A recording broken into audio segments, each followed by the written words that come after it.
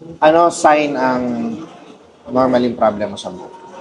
Eh, yun nga po yung frizzy and yung split ends po. Yun yung ano mo, Opo. main problem mo sa hair mo.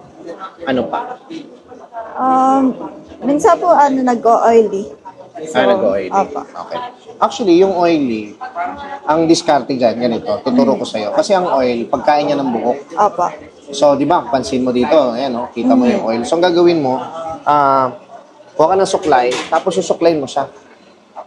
Yan. Suklayin mo ng suklayin.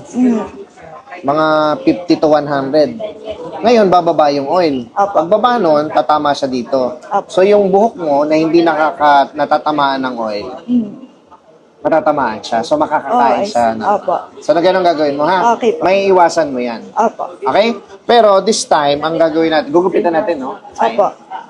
Anong cut ang gusto mo? Patingnan ulit ako. So, parang ganito na, no?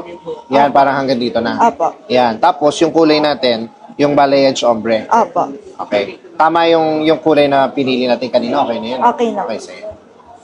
Tapos, sign, yung gusto mo is, sabi mo kanina, parang medyo ombre yung dating. So, medyo light yung dulo. Opo. Okay lang sa'yo? Opo.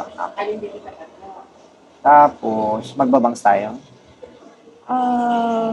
Di ko po sure. Kayo po. Ako na bahala. Opo. Pwede kong lagyan, kahit siguro konti lang, di ba? Para lang medyo dramatic. Kasi Apo. sa picture, di ba, makita mo may nakaganon. Apo. Ganun ang gagawin natin. Sige. Wala ka namang nilagay sa hair mo, ano? Wala naman. Sige. Ngayon, ang gagawin ko, gugupitan ko muna, tapos kulayan na natin. Okay po. Ah, Opo. okay na, direct? Okay ba? Opo. Yan, Ganda. sa camera. Oh. Diba? So, balayage, pero hindi siya ganun ka-light. Opo. Tama lang, Opo. medium light. Kasi habang tumatagal, nagla-light pa yan. Opo. So, mas may enjoy mo. Ayos? Opo. Okay. Ganda. Dito direct ko. Pakita mo to direct harapan. Napakaganda. Oh. Makita mo naman yan direct. Oh. Ilang oras natin to ginawa? Ilang oras? Ha? Hindi naman. Walang sus ba tayo nag-start? Hindi. Mga Oh, mga 11.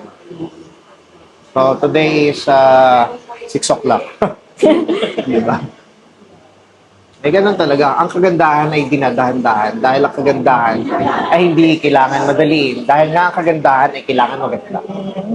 Diba? So ngayon, pagbalik mo, edi color refresh na lang. Hindi na ganun katagal. Ngayon lang medyo matagal kasi kinuha talaga natin yung tamang undercoat tsaka tamang timpla para ma-achieve mo yan. Kasi yung peg mo, hindi rin na ganun katingkad parang sakto lang. Opo. Di ba? Opo. Okay ba? Opo. Happy Ganda. ka? Opo. Sobra. Thank you. Thank you so much po. Hey, okay na.